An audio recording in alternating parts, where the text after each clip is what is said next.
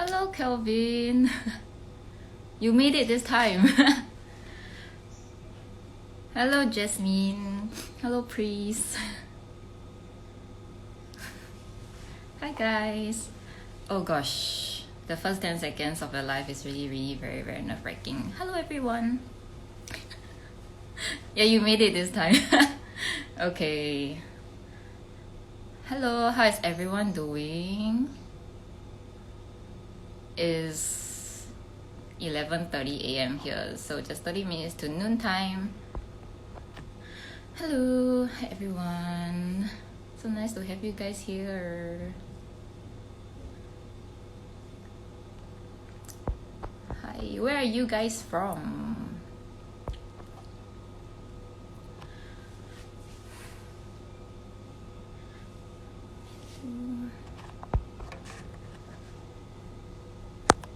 Ooh, I see Malaysia, South Africa. Wow. Okay. Now I am in India. Wow. I've been to Sri Lanka once, which is close to India. Yay, okay. So I guess we have everyone almost here. I'm just gonna wait for more people to join, and then while everyone is joining, let me just run you guys through what I'm gonna talk about today. Okay. Oh, you guys are hilarious. Okay. So I just spent the entire weekend working on the slideshows for today's live, so it's gonna be very exciting, very content packed, and I'm super excited to share with you guys. Hello from New York, Perth, Australia, North Carolina. I've been to North Carolina also. I was in the, is it Boone area? What is it called? Okay, forget it. I cannot remember. It was 6 years ago. Okay. So yeah. So as you can see, on this slideshow I prepared today, we're gonna talk all about colors. So the main reason why I wanted to talk about colors is because any students of mine would know that I'm very excited talking about this topic. It's something that I cover in all my physical classes because I just think that, you know, working with colors and cake designs every day is a very important fundamental skill set to have in just basically any design work that you do. As long as you do with colors, it's very important for you to understand the theory and, you know, all the fundamentals behind it. I just have a slideshow behind me here because I'm going to talk about a lot of points. I don't really want to miss on anything. So hi Ash, you're here. Okay, so yeah, so basically I'm going to share a little bit of my backstory also. Just wanted to let you guys know that like understanding colors for me personally has been a huge game changer. It has really allowed me to, you know, just discover and design so many new cake designs based on just understanding how colors work. It basically just opens up my world to, you know, limitless possibilities of how colors can go. Yeah, so it's actually a very important fundamental skill set to have if you're just working with designs and whatnot. A little backstory of mine, I actually used to struggle with colors a lot. I'm not sure if you guys can see, but I started my cake design journey around like 10 years ago. And like 10 years ago, it was a very self-taught world. Like everything, yes, you can find things on YouTube. Yes, you can see photos on Pinterest and whatnot. But that's about it. Like how I started doing my cakes is just I just take inspiration from online, and I was like, oh, this is really cute, and then this color is really nice. So what I do is I will just take the photos and I try to replicate the colors, and then it just got to a point where it gets stagnant in a sense, like I wasn't understanding why I got this color, and then it just was like it was really frustrating because I couldn't understand the why. So I was doing all the hows and whats, but I don't understand the why, and understanding a why is so important. So just a very quick example, like maybe say like 5 years ago or like maybe 4 years ago, I will achieve this very nice muted blush tone, and then I'll quickly take my notebook and then I'll write down, okay, this consists of 1 drop of pink, 1 drop of brown, and then maybe 1 drop of green. And then 2 weeks later, I will come back and I will apply it, and I'm like, oh, I forgot how big this drop is. And then just a change of a slight ratio of any of these 3 colors actually gave me a completely different color. And then that for me was very frustrating because I was like, I was applying the same thing, why didn't I get the same thing? So that was it. I've decided that I want to educate myself on more about colors, theories, and whatnot. So I went online, I took online classes. I also have mentors around me that actually teach me very important skill sets and just application wise. So that has really kind of like been the game changer. I would also like to just put out a disclaimer before I go into any of the slideshows that whatever I'm sharing today is just based on my experiences over the past 5 to 10 years, and also in relation to cake design and edible colors.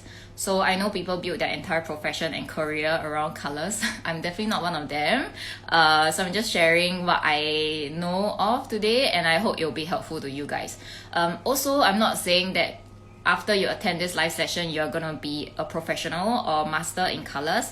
No, it does not work that way. Any skill set requires a long period of time of practicing and application before you truly understand what it is about. So I learned about color theory maybe like two to 3 years ago, and it also took me 2 to 3 years to really understand and apply. Of course, the more you practice, the faster you will get. My journey was a little bit slow in the midst of also running the business.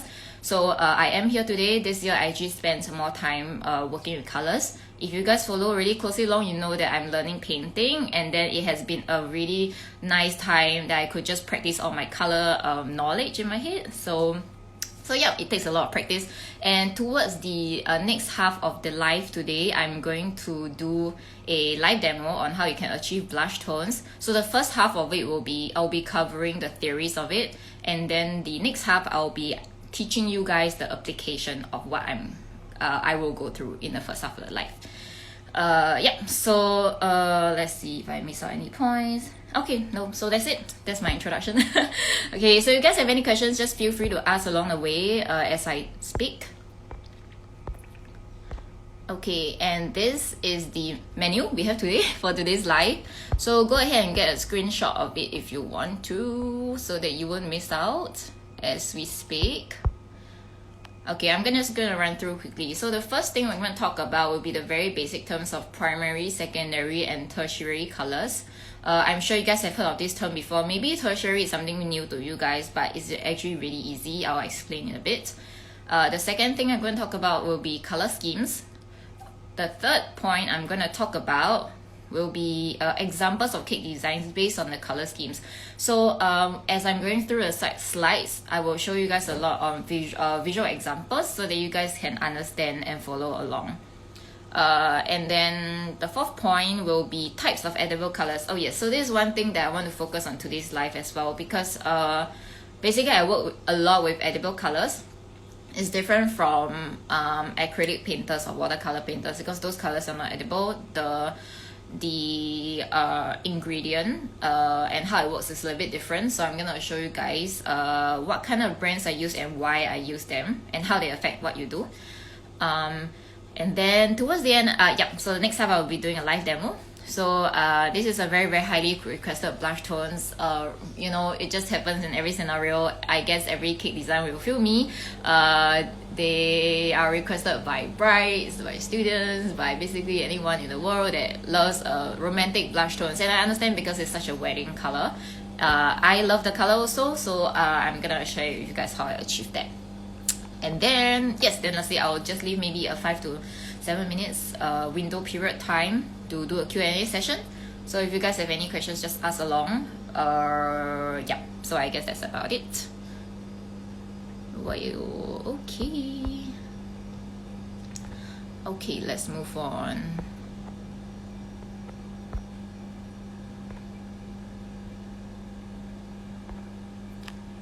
Okay, so let's talk colors. Do you guys have any questions so far? No, right? So I'm just gonna keep moving on if you guys have any questions. If you guys have any as I speak and you don't understand, feel free to just ask, and then I'll just clear up before I move on. Okay, so the basic color wheel. So this is, you can see from this slideshow itself that it has 3 color wheels over here. So let's start with the most basic one. So the most basic one will be primary colors. So primary colors are blue, yellow, and red, yellow, blue. So yeah, so you know, you hear about it all the time when people say that you can actually achieve any colors in the world with just 3 colors. This is the whole reason why it is it is why it is. Okay, so basically primary colors are red, yellow, blue. And then if you move on to secondary color, right? Secondary colors are actually just a mixture of two primary colors. So a quick example will be, say orange. Orange is a secondary color, and orange is achieved from mixing a yellow tone and a red tone in equal parts, and then you get orange. So so you can see the secondary wheel has new colors like the orange, like the green, and also the violet, purple. So it's a mixture of all the different primary colors. And then the last photo that you see towards your right, I will call it the tertiary color. So once you put in the tertiary colors, you can see the entire color wheel is formed. So what is tertiary color? So tertiary colors are a mixture between a primary color and a secondary color. So for example, if I were to mix, let us refer to the 12 o'clock to 2 o'clock section of the color wheel. So if you take yellow, which is a primary color, and orange, which is a secondary color, if you put them together, it will give you a yellowish orange or orangey yellow, depending on how you see it. In equal parts, that is what you will get. Note that the tertiary colors, right, or even primary or secondary, they are just such a small, I would say, visual representation of what a color can be. So obviously there are millions of colors out there and millions and billions of possibilities of colors that you can achieve, and these are just very visual, just little representation of what they can be. So these are really good like foundational theory colors that you should know before you go into mixing all the colors in a wheel. Another thing I would like you guys to notice is if you guys look at the full color wheel, which is the last wheel on the diagram itself, you can see a full rainbow spectrum, which is in a sense representative of all the colors in the wheel. On the right side of the color wheel, you will see a warmer tone spectrum of colors, and on the left side, which is the green, blue, and purplish, those are considered more what I would call a cooler tone. So sometimes when you look at an artwork or a flower bouquet, you can immediately say that, hey, this is like a warm toned design, or this is like a cool toned design.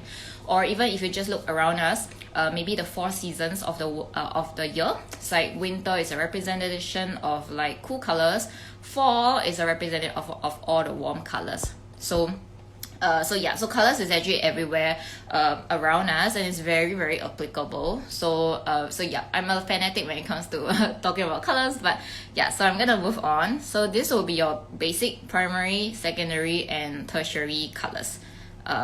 Yep. Okay, so after understanding that, let me see if I miss out any points. No. Okay, yeah, I'm gonna move on. Okay, this diagram looks very, very similar, but it's very different. So now we are on our second point. It will be the color schemes. So just now what you learned was the basic color wheel. So it was more of like the pointers. And then when it comes to color schemes, it's more about the application of the colors. So there are actually 6 main color schemes that are widely used. They are monochromatic. So here I have 3 of them: monochromatic, analogous, and complementary. The other 3 actually will be, let me see, it will be split complementary, triadic, and tetradic. I think that's how you pronounce it. Yeah. So those 3 are a little bit confusing. I'm just gonna focus on the top 3. So it will be monochromatic, analogous, and complementary. So let's go through one by one. So the first one will be monochromatic. When someone speaks about a term monochromatic, the first thing that comes to the head usually is black and white. Am I right? So you're not wrong, because monochromatic simply means is the application of just one color tone. So then people will be asking like, how do you achieve like a full cake design or a certain artwork with just one color tone? So look at a black and white film or like a black and white artwork. There are always different, I would say, saturations of the different color. So for example, in a black and white film, you will get a very jet black, and then you'll get some gray tones and you get some off-white tones. So even within the spectrum of just big black and white itself, there are different shades of colors in between, and that is just what I call the saturation of a certain color. So black and white is the most common one. There are actually a lot of other colors out there you can work with. Also, I will show you guys an example later as I run through each of them with a visual example. So that's monochrome for you. The next step will be analogous colors. So analogous colors simply means a set of 3 colors on the color wheel that are right next to each other. So within a set of analogous colors, the contrast between each color is very, very little. So hence why they are just, just next to each other on the color wheel. So if you see the entire color wheel, you can see the colors flow together really, really cohesively. So if you just go down the direction, everything flows really nicely. So in this example over here, we have the yellowish green, which is a tertiary color. We have a yellow, which is a primary color, and then we have a orange, which is a secondary color. So you can see how these 3 colors just flows together really nicely. And actually most of my cake designs, because I work mainly with very warm colors, I usually work around like 2 sets of analogous colors, which is on the warmer side of the wheel. I have a cooler side cake design to show you guys also, but I haven't done a lot of it, so I'm also still practicing and learning along the way. But I definitely am gonna do more of those in the later half of the year. So that's analogous colors for you. Again, I will also have a visual example for you later.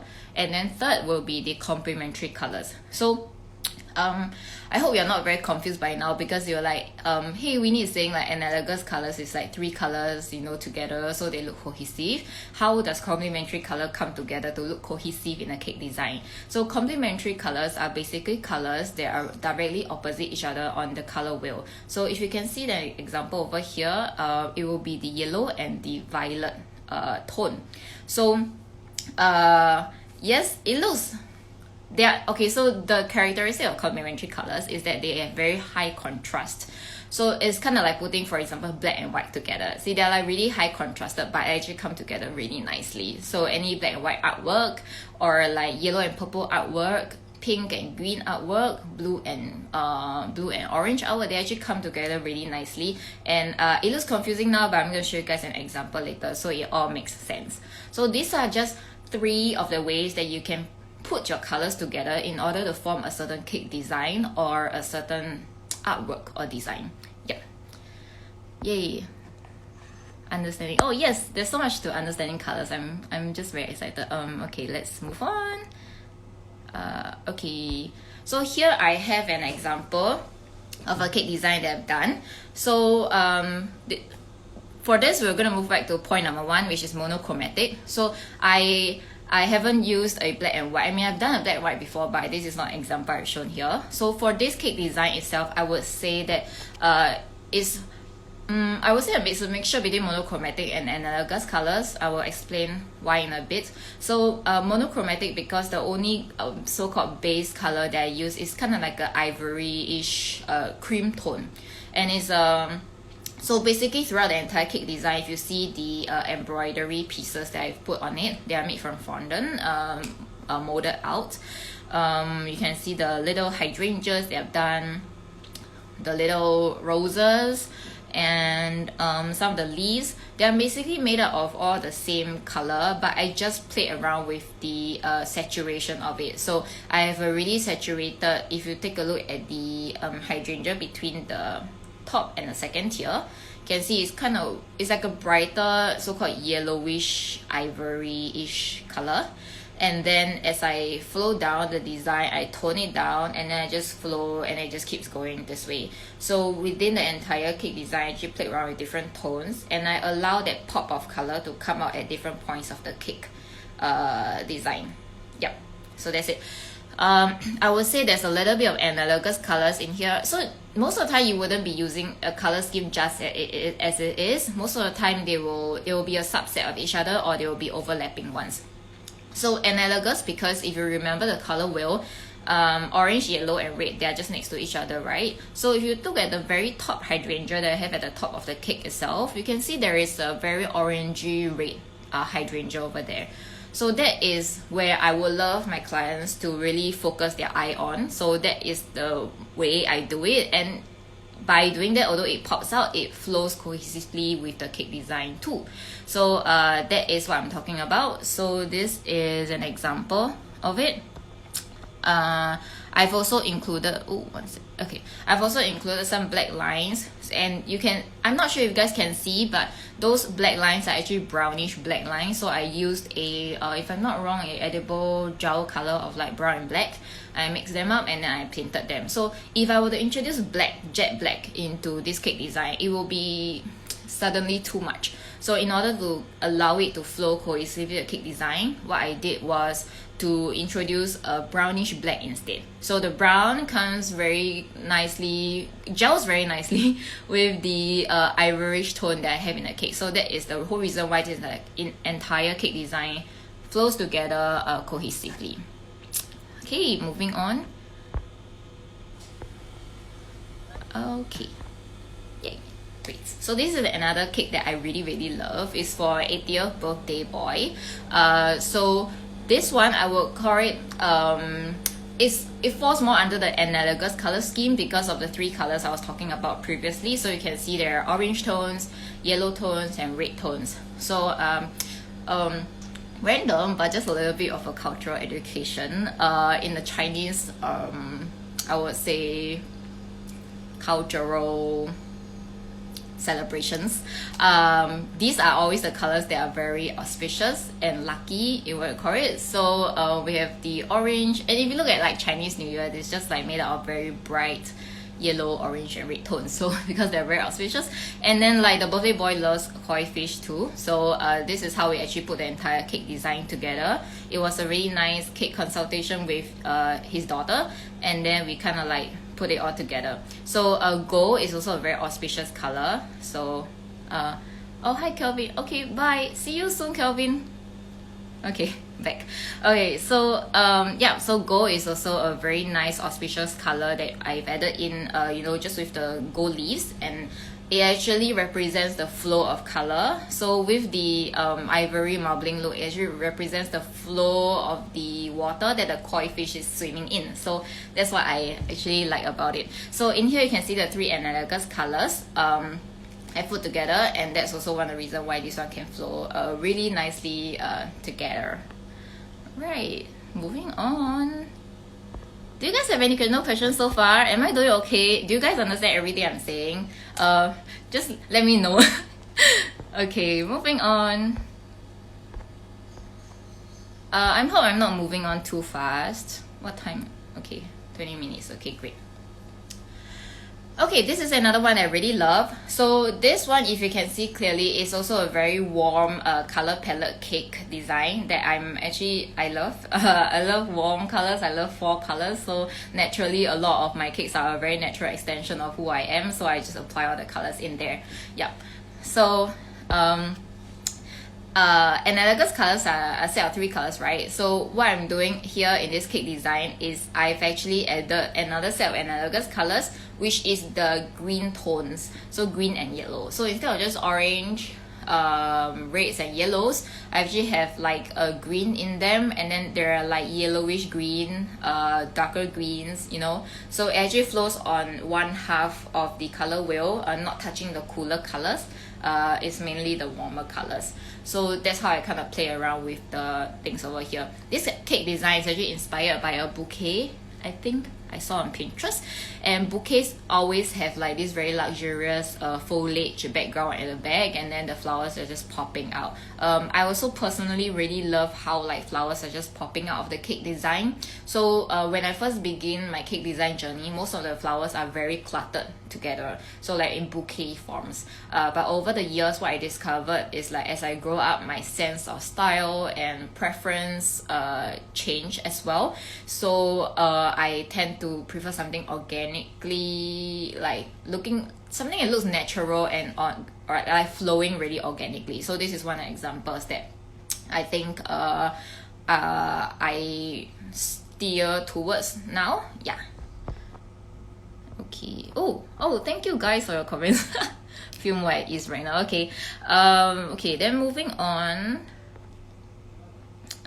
Next one would be, okay, this is not my cake, but this is one of my students' cakes. So she took one of our online courses on flowers, and this is actually what she came up with. So the roses, you can see the hydrangeas and the foliage, they actually belong to the Analogous color scheme too. And I love how she just used a very natural buttercream behind. So if I'm not wrong, it's like a coffee or like a milk chocolate kind of buttercream, and then you can see how the whole color just flows together. I also love how the photographer took this shot because there's like greeneries at the back.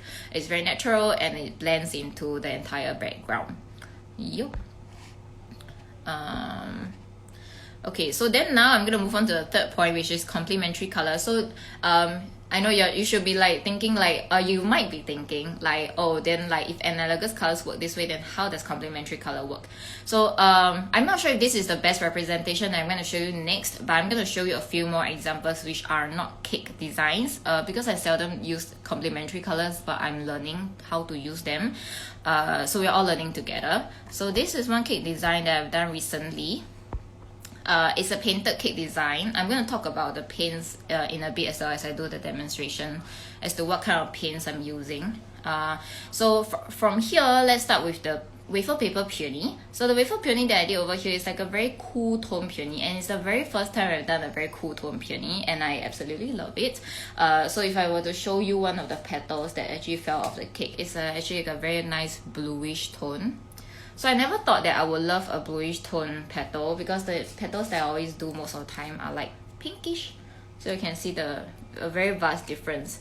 So I'm also pushing myself out of comfort zone to do more and to try more things. So I would say the complementary color in here falls in maybe from the dress of the lady to the skin color. So you can see it's a very nice dark orange skin tone that she has, and then wrapped around her is this very nice navy blue dress that goes around the shoulder. This artwork is a original artwork by Amy Jude Art. So I'm super in love with all the artwork. It's always a painting of a lady with flowers, with an owl, and it's always, it always portrays this very mystical feel, and I absolutely loved it about her painting.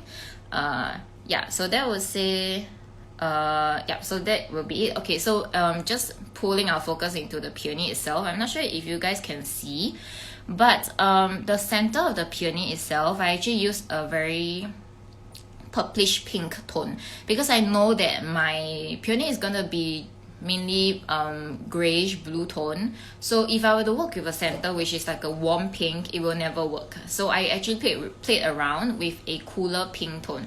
So I took some pinks and then I mixed a little bit of like purplish tone into it, and that's how I put it together.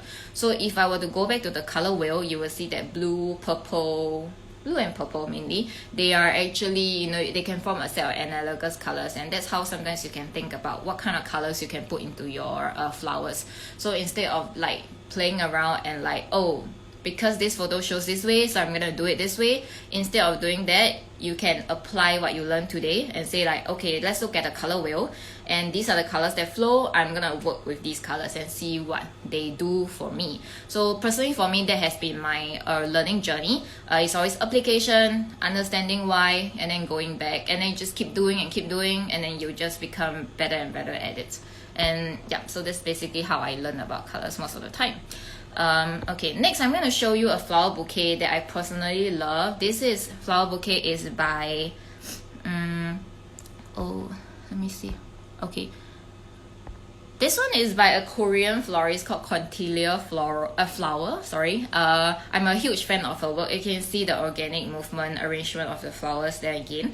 So this is a perfect example of a very cool tone analogous set of colors. So you can see the purples of the tulips forming out.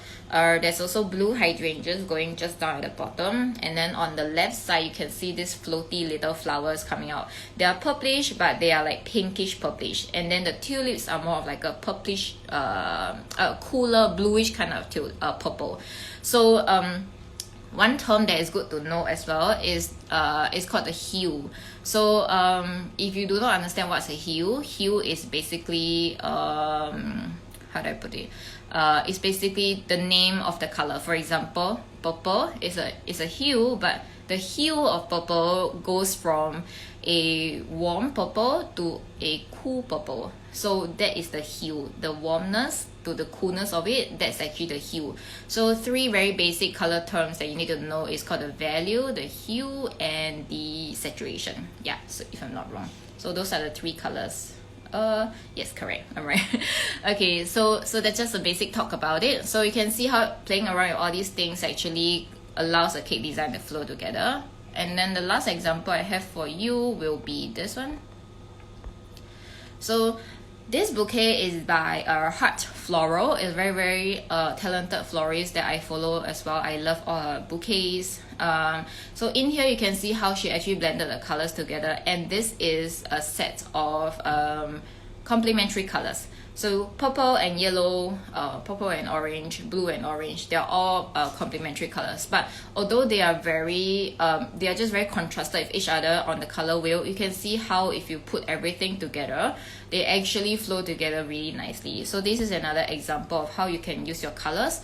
Not only you can use it in an analogous way, you can also use it with complementary colors. So this is just an example. Greens are kind of like the basic no-brainer of not every floral bouquet requires a green foliage, but green fits in perfectly here. So, and personally, I think because the purple that is used here is a very warm shade of purple, so the hue of the purple is a very warm purple. So the warm purple actually comes together with the orange, with the green, with the yellow. Even the green itself is a yellowish green. So you can think of those and just try to apply. Take down notes if you need to, and then I know I'm packing a lot of content into today's live, so take down notes. When you go back to practice, just always refer back to the notes and then see if anything makes sense. If you guys don't know anything, you can always drop me a DM to ask. Okay. Right, so I guess that's about it. I'm done with my first half. Oh yeah, we're in 30 minutes in. Okay, great. So now I'm gonna move on back to our menu of the day. Okay, so I've done point number 1, number 2, number 3, and then now I'm gonna move on to number 4. So types of edible colors and how they affect what you do. Okay, so here I have so the three main types of or brands of edible colors that I work with will be Emery color, which I don't have it near me, but it's called Emery color. It's like a tube form. And then I have Sugar Flare over here. Okay, I'm gonna change it up into the big screen so that you guys can see it clearer. Let me see, how do I cross this out? Oh, great, I'm back. Okay, so this is the Sugar Flare color. We have the Emery color, Sugar Flare, and we have the Wilton color. So these are the three, I would say, brands of colors that I use, and I'm gonna just roughly run you through why I use each of them. I would say the main difference between Emery color on one side, on one hand, and Sugar Flare and Wilton on the other hand, the main difference between these two I would say groups of colors is that Emery color or I would say the main difference is maybe the ingredient of glycerin. So Emery color does not have this oil-based ingredient inside its coloring, whereas like Sugar Flare and Wilton, they have an oil-based content inside. And what does this oil-based content, why does it matter so much in terms of what you do? So if I will use Emery color when I'm mixing gum paste, fondant, and basically gum paste and fondant. But for Sugar Flare and Wilton, I will use them for my wafer paper, and that is where the oil-based ingredient comes in handy, because there is an oil-based content in Sugar Flare and Wilton. It allows my wafer paper to stay flexible and pliable, and I can work with it within the time period that I need to work with. Whereas if I were to use Emery color on my wafer paper, because of the lack of oil content, it may not work as well, and it may just like crack on you, and then it will either get too dampened or it will get too dry. It will not get that oily form that you are working with. So I'll say that's the main difference between these two groups of colors. When I'm doing painting on my cakes, as you can see from the cake design that I showed you guys just now, the lady with the flower, I will also mainly work with Wilton and Sugarflare. And the reason being it is, you can think of it, if you are a painter or an artist or acrylic painter or not, you can think of it as oil painting and acrylic painting. So oil painting can always stay out there for a longer period of time because of the oil, it doesn't dry up, whereas like acrylic painting, like you can just leave it out for a few hours and everything starts to dry up. So that would be how I will compare these two groups of colors. So as I'm painting, I prefer something that have like an oil base, so like I can always just go in mixing with my colors, and then I can continue painting again. So from painting, I use these two brands of gel colors. I know some of the people, they use petal dust for painting, and then you must be thinking, how do you use petal dust? Because petal dust is dry, basically a dry form, and that is the oil based content comes from this liquid that they use, which is cocoa butter. So cocoa butter actually has, oil base in it, yeah. So that is I would say the liquid that they use to dilute their dust colors to make it into a paintable consistency before they paint on their cakes. So that should explain everything. So I would say those are the main two differences between the two groups of colors that I work with. So those are the three brands of colors that I work with. What kind of brand of colors do you guys always work with? And just let me know so that I can also like understand. I know there are like not a million, but like maybe a lot of brands out there. But then because these brands of colors has been working very well for me, so I never really wanted to venture out there to try other colors. But if you guys have any colors that you feel like it's working for you, you can like let me know so I can just read into it as well, in case next time I might need them. Okay, so moving on from here, so looks like we have no questions. Okay, great. So I'm gonna move on from here. Oh, we're actually into our last part of our live. Today's live is not exactly an hour, which is good. Okay, let me just run through some of the comments because I haven't been looking at it. Please ask, are these covered in your course? Are these? Oh, like the colors itself? Yeah, we have like an online course that like it's a full-fledged wafer paper online course. But if you're just interested in understanding the colors theory part and also the application of it, we do have a smaller class that focuses on that, so you can check it out if you want. In that class, I actually went on to demonstrate on different color tones, so, and I also explain about the hues and everything else within it as I do the demonstration, so you guys can see there. Oh great, we don't really have any. Oh, let's see. Are those liquid? These guys, yes, they are mainly, I would say gel form, not so much of a liquid form, but you can see it's like gel, so it doesn't come out. Whereas Sugarflare for cream tone is more of a, I would say, liquid. Oops, better not flow it out. So it's like a liquidish consistency to it. Wilton is also like a gel based color. Okay. Oh, color meal. Oh, I've never heard of that before. Currently I'm using Emery color and color meal. I've actually never heard of color meal before. Where is it from? Which country or which brand is it from?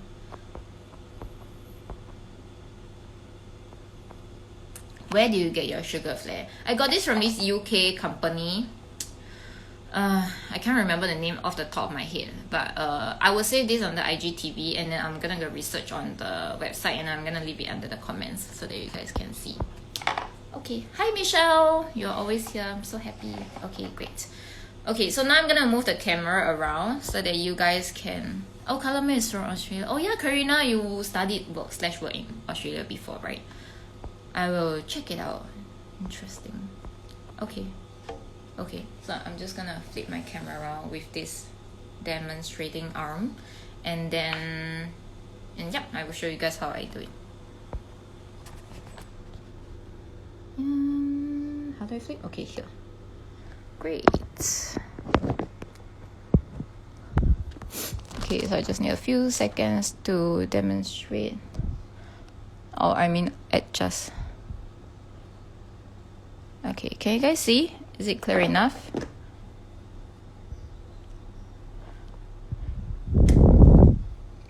Oh, great. I love how you guys are also learning from each other on this live.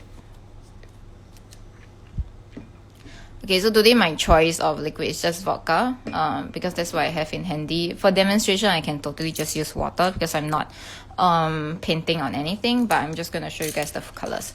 So as I'm mixing the colors, I will also be talking about the color wheel content that I have been talking about in the first half of the live. Hello, Karina. How are you doing? I haven't seen you in such a long time. I hope you can come back to Singapore soon. Okay, so let's start with this pink from Sugarflowers. So for Sugarflowers, the two main pinks that I always use will be flamingo pink and pink. So I'm gonna show you guys the difference between these two pinks. You can see it's a vast difference. Okay, so just for today's demonstration sake, I'm not going to use the toothpick. I'm just gonna hit my brush with the color because these colors are very okay. The one main reason why I like Sugarflowers as well is because the colors are super saturated. So I only need like this amount. You can see this amount, just very little, and then I can get a very saturated pink. See that? Can go in with a bit more so that you guys can see the difference. Okay, so this is obviously not my choice of pink that we'll use. It's too neon, it's too saturated, but I just wanted to show you guys. Okay, so this is the pink. And I'm going to go in with another brush. So this is the flamingo pink. I just want to show you guys the difference. So I'm just going to dip in into a little bit of pink. And then, can you guys still see the color? Okay. And then you can see the difference. So you can see this is a very babyish pastel pink, I will call it. And then that is a very saturated pink. So you can see these are the main two differences. You guys want to take a photo? Here you go, pink and flamingo pink. So those are the two differences. Okay, moving on. Okay, so remember how just now I was just talking about the hue of a certain color. So hue is basically the warmness of or coolness of a certain color. So since I love warm colors, I'm obviously gonna work with warm colors. If you want to change this pink into a purplish pink, which is a cooler tone of pink, looking at the color wheel, you can then apply cooler colors like purple, like a purplish color, so you get like a purplish pink. But today I'm gonna work with a more of a warmer pink, so I'm gonna add cream to it. So cream is almost like just the warmer side of the color wheel. Okay. Oopsie. Okay. So cream on its own is this tone. Is a very I always term it as like the peanut butter cream. Because it looks like peanut butter to me, the color. Like it's like a very rich and creamy kind of yellow instead of the, like the bright yellow that you get. This is like a really nice, I would already call it muted, creamy, rich kind of yellow. Yeah. Okay, so you can see these are the individual colors itself. So now I'm going to go ahead and mix this pink with this cream tone, and then you can see how it just kind of like it will tone it down. So I'll probably put in another cream base, probably mix it over here so you guys can see. So a little bit of the cream, and I'll just take a little bit more of this because this is our base color, right? And then I'm just gonna work with it. Oh, I actually forgot to swatch. I'm supposed to swatch. Okay, let me just bring our kitchen towel. Just fit everything in the frame. Okay, great. Okay, let me just wash my brush. Okay, so this one itself is the original pink. So you can see how bright it is. And let me wash my brush again. And then this itself is the color that I've mixed in a little bit of a cream tone with. So you can see if I were to swatch it next to it. Can you see it just like immediately becomes like a warmer set of so-called flamingo pink as well, because when you mix red and yellow you get like orange, so immediately you get a orangey tone, like a flamingo-ish tone of red. Yeah, so that's what I will mean by if you play around with the colors. Next, I will show you guys the original color of flamingo pink. So this is flamingo pink on its own, which is actually not too bad to be honest, but you can actually go a lot more muted than that. So this one will be the brighter shade. If I were to add cream into this one, let's see what we'll get. So since I only have a little bit of cream left, and I'm just gonna go ahead and add all of this, maybe some of this, not all of them, just a little bit into this, and you can see how I will immediately get a very nice, even more pastel flamingo shade, I would call it. There you go. Flamingo pink is a very softly color. It's a very soft, yes, it's a very soft and very inviting color, perfect for like baby girls, cakes, or anything that is soft and romantic, like weddings. Okay.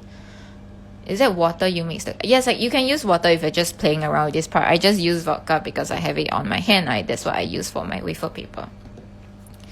Okay, moving on. So basically this part itself, we are just playing around with the color wheel. So just playing around with the hue of a particular color. And next, in order to create a muted tone that we want, what I'm gonna do is I'm gonna add a complementary color, hence the green over here. So the complementary color of any red or pink tones will be green. So green, this one will be my chosen choice because I always work with juniper green. So remember what when we were talking about complementary colors in the first half of the demonstration, I actually mentioned about this, so you can go ahead and go back to refer to your color wheel too. Okay, so green. Oh yeah, another thing I want to mention about complementary colors is if you look at the basic color wheel, all the colors are very, very vibrant, right? So if I were to just bring you quickly back into the diagram over here. Okay, so you can see on the right side of this diagram, you can see all the colors basically are very, very vibrant towards the outer rim of the color wheel. So what happens when you add complementary colors to any of these color itself, what happens is it actually decrease the saturation of a certain color, or in other words, you mute the color. So on the outer rim of the color wheel, it is always the brighter ones. If you just go a little bit, if you just do a little bit of research on different color wheels, you can see some color wheels actually presents you with an inner rim of colors, and then even inner rim of colors. So it just goes right into the middle. So as this rim of colors gets smaller and smaller, you will tend to see that the colors just desaturates itself. So it just gets more muted and muted. And a fun fact, if you add all the colors around the color wheel together in equal ratio, you get actually a nice gray tone in the middle, because they tend to cancel each other out. So they just mute each other out. So depending on how much of a complementary color you are adding into a certain color that you have over here, it determines how much you desaturate a certain color. So right now we are just trying to go into desaturate our pink so that we get a very nice muted blush pink. So let me just turn maybe you can see this better. Okay, great. So I'm just gonna get a little bit of the green here.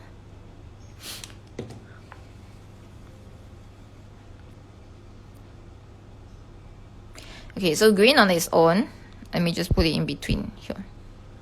It'll be this. Okay. Hi, Liz. Hi, good to have you here. Love all your colors. I love all the colors that you've been doing too with your buttercream. It's crazy. Okay, so that's green itself. So remember we have our shades of a warmer pink and a warmer flamingo pink over here. Now we're gonna just mix in the green and then we'll see what we get. Let me just bring in a little bit more so it's more obvious.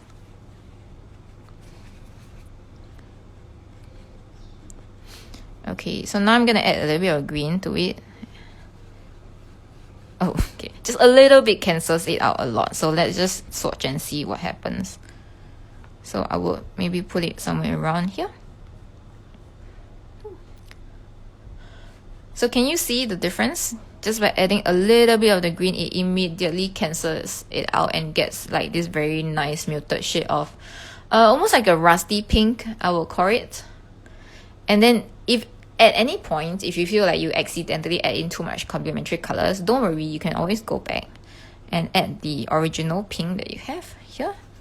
And then you can then bring back the life of the pink again, and then you can swatch and see what you get. See that? So you can keep playing around with the ratio, and within, even just with these two colors itself, you can get like endless possibilities of colors. So you can just keep adding. So instead of having to try and error, it's always good to, really understand what you are doing in order to achieve something. That way you don't always have to do guesswork. Like for me right now, if I want to achieve any colors for any of my paintings and whatnot, it usually comes pretty easy to me because like I've gone through like 2 to 3 years of practicing and application. So I understand exactly what colors work for me. And of course, another thing is you have to understand what color your brand of color gives you first. So you need to understand that, okay, this green gives me this tone of green and this pink gives me this shade of pink. So before mixing colors and before just like going down the rabbit hole of understanding colors, first understand what this individual color can give you first. Understand who they are, what they provide before you move on to mixing them. If not, you'll just get very, very confused in the process of application. Okay, next, so I'm going to move on to this color. So we're done with this. You can go ahead and keep playing around your colors. You will see an endless array of pinks. Okay, then now I'm going to move on to my flamingo pink. So I'm going to add in a little bit of green. Oh, you guys can see? Okay. Just a little bit, because just now you can see if I added too much, it just cancels it out immediately. Okay, oh, I might have added a little bit too much too. Okay, let me add a little bit back of the flamingo pink. There we go. So it's flamingo pink, but it's a very muted flamingo pink. There you go.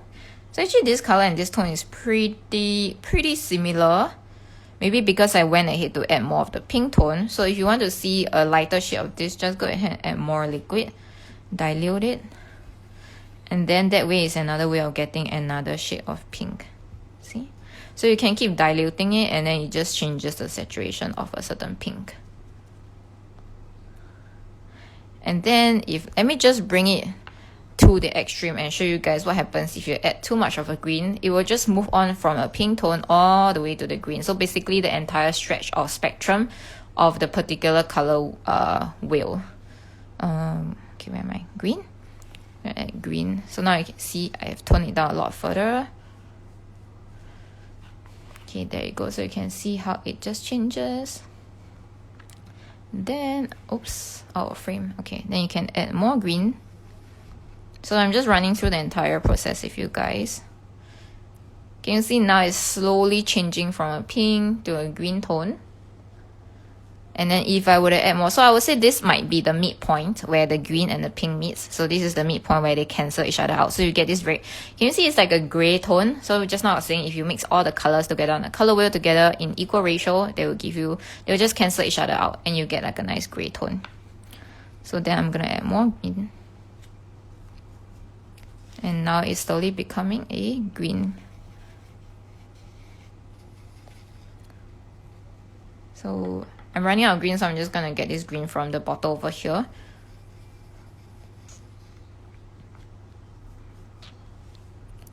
And then you just keep going on and on. So more green, a lot more green. So likewise, to get a muted pink, you get add green. So to get a muted green, you add pink. So that's the entire application part of the color wheel. So more green. Okay, so I'm gonna end off here at this last shade of green. There you go. So can you see the entire spectrum itself of green to pinks, and just with 3 colors? Obviously, you can play around with just pink and green. You don't need the cream in it, but this is the entire spectrum of color I can actually achieve. And using these colors, you can actually form a very beautiful cake design just because the colors flow. So can you see how like a complementary color scheme actually works perfectly too? Yeah. Great. Okay. So I'm just going to leave this here. We're towards... I think IG Live is still an hour because I tried to save it and it's still 1 hour. So we're left with like maybe 3 minutes, I think, or 5, because I started late. So I'm just gonna answer any questions you guys have. So go ahead and post them. Hi Fred, can you talk about the brushes you're using? Okay, sure. So I'm not sure if you guys... My phone is dying, so I'm gonna charge it first. Just give me 1 second.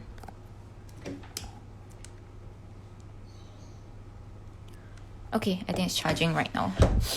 Okay, so the types of brushes that I use, right?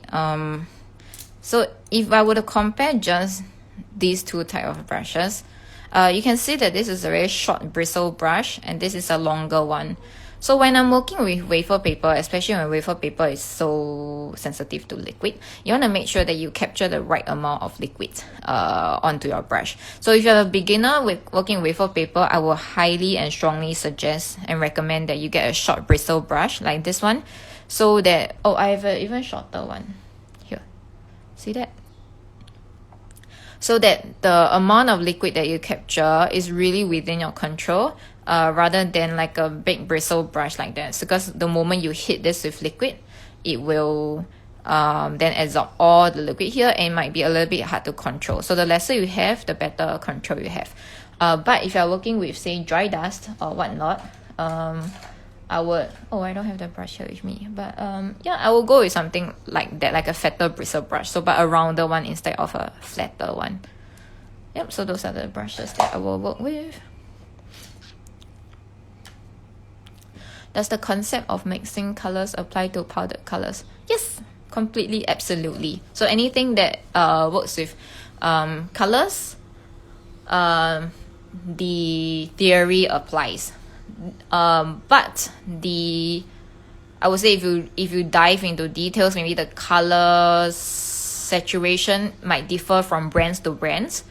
So yeah, so today I'm just talking mainly about the edible colors that I'm using.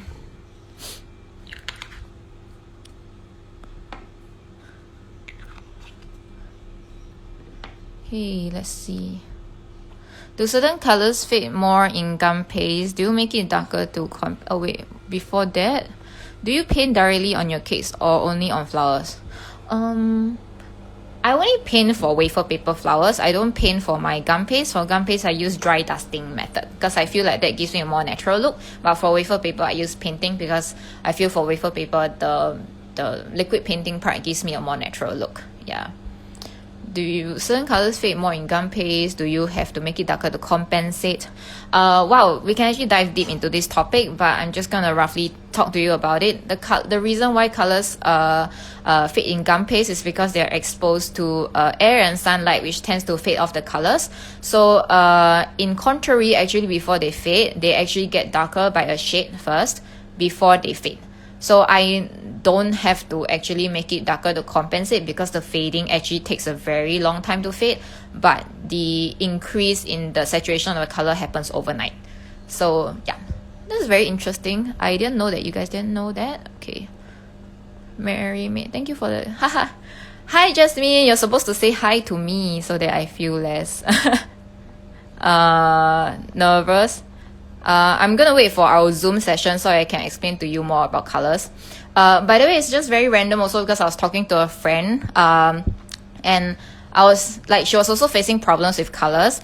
So that so if you guys like after this live and you still really want to understand more about colors, maybe more in reference to the colors that you're using, you can drop me a DM. We can always arrange for a Zoom session, and then I can explain more about it to you, and maybe in the process I can also mix the colors alongside with you so that you guys can see what's going on. And I cannot emphasize further how important understanding colors are in your work of like cake design or cake or like any artwork that requires colors. Okay, sorry, just auto appreciate that that everyone is doing so. Oh yeah, oh my gosh, that's amazing to know that how just everybody's gathered and we're just sharing about things and just being so positive, you know. We need a lot of positive vibes in the world right now, so this is a good one. I'm so glad it's working for you. Any tips for anyone who just started to paint on cakes? Any tips? I'm not sure if I'm the right person to give a tip, because I myself started learning how to paint on cakes this year. Like last year, I was painting on fondant and then sticking the fondant on a cake because I didn't have the courage to paint on cakes immediately. But this year, I've been trying to paint on cakes more often. I have a few projects coming up. But any tips to... I would say, even as a starter myself, the tip that I'll give to myself is to be confident. Because if you don't, you will never take the first step to start painting. And then this very, very nice golden tip that my friend actually provided me with, that I still carry on with me until today as I paint cakes, is that there is always a way to layer colors and to change it.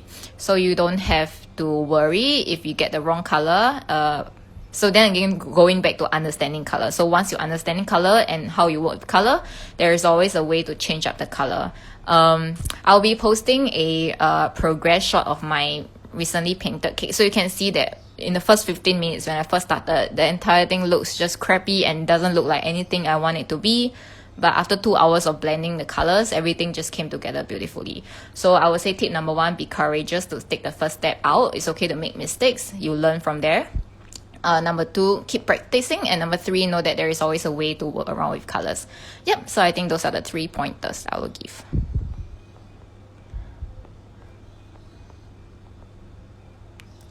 Okay. Oh, I think I have to end soon. Oh, I've actually passed the 1 hour mark, but okay. I'm just gonna answer a few more questions. Are those short brushes from bookstores or are these makeup brushes?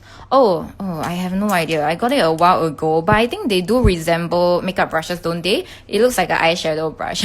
So let me try to look up where I got this from. I cannot really remember, but I guess there are a few sites. Okay, as I save this IG TV, I'm gonna just put under the comments as well. So like the things I need to provide you guys with, the links and everything else, I'll just put it there. I need to do some research.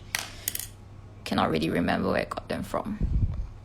Thank you, Mary. I did say a million highs. Did you? I was so busy teaching, I didn't see that you say a lot of highs, but thank you for sharing. Thank you, yay, thank you so much for joining me, you guys. I enjoyed this thoroughly as always. Yeah, so if you guys want to see anything that you guys want me to share, feel free to comment or drop me a DM so I know what you guys would love to learn. We can always do another episode on just like maybe mixing tones, and I don't know, if you want anything customized, just drop me a DM so I will know. Thanks for sharing your amazing coloring. I learned so much about color lesson on online class. Yay! Awesome, Liz. I'm so glad that you learned so much. I have so much to learn from you too. I just like have no idea. You have no idea. Oh, but thank you so much.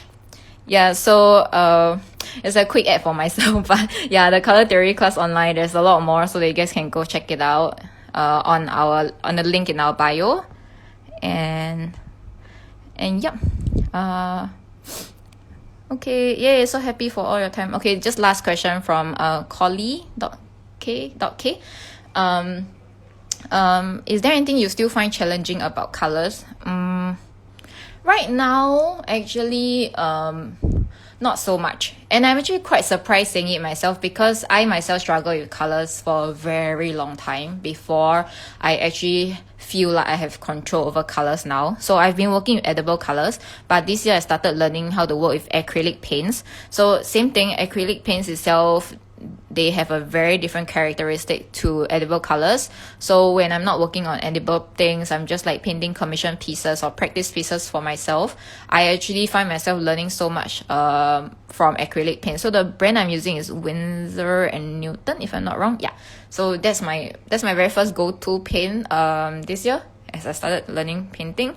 Yeah, so apparently there are different in Winsor and Newton itself, there are apparently different kinds of like I would say opaqueness, like opaque. So some are super opaque and some not so opaque. So that's one very new thing that I learned this year too. So yeah, I would say just keep constantly discover things and try new things, so that from there you can always learn new things. Yeah. Okay, so I guess that's it. Thank you. I'm excited to learn more, and I'm so happy to hear that. Thank you for dropping all these messages, by the way. Like, you guys may not think it means a lot, but it means the world to me. So thank you so much. I look forward to just talking to you guys more. This is actually very fun. The more I do live sessions, the more I think it's more fun to engage with you guys in this way. So so let me know if there's any other topics you guys want me to talk about, and I'll be more than happy to share. So yep. For now, I guess it's a ta-ta, it's a bye. I have a class to prepare for this weekend, and I'm just going to go into it. And yep, stay connected, stay safe, everyone. And yep, have a great day ahead, or good night if it's nighttime for you.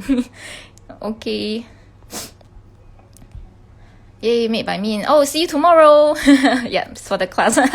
See you guys. See you, Jasmine. Soon on Zoom, I hope. Yay, nice. Elena. Okay, bye-bye. I'll save this so that you guys can see on IGTV, hopefully. Okay, bye.